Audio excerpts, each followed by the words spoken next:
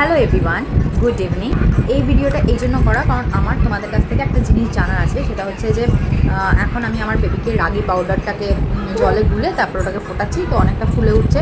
1 চামচ পর্যন্তই দিচ্ছি, বাট একদিন একটু বেশি দিয়েছিলাম, মানে 1.5 চামচ পর্যন্ত দিয়েছিলাম। সেটাকে ভালো করে ফুটিয়ে যখন খাওয়াচ্ছি তখন মানে অনেক জায়গায় অনেক ভিডিওতে দেখেছি যে এরকম করেই বাচ্চাদেরকে দেয়।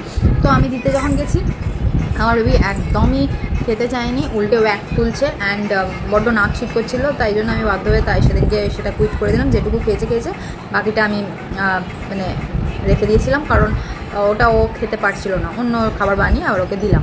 বাট যেটা দেখছি যে রাগি পাউডারটা তাহলে নষ্ট হবে, যে ও এরকমভাবে খাচ্ছে না। তাই জন্য আমি কী করলাম, ওটার মধ্যে যতটা পোর্শন রাগি নিয়েছি তার থেকে একটু বেশি ওর ফর্মুলা মিল্কটা অ্যাড করেছি। ওই জলেতে যেরকম রেশিওতে জলেতে অ্যাড করতে হয় ততটাই অ্যাড করেছি। আর তার সাথে 1 চামচ সেরেল্যাক অ্যাড করে দিয়েছি। যে সেরেল্যাকটা ও আগে খেত, এখন সেরেল্যাক কম দিই, এমনি অন্য আনুষঙ্গিক অনেক ভেজিটেবলস আছে আমাদের মার্কেটে, সেগুলোই দিই সব সেদ্ধ টেদ্ধ করে।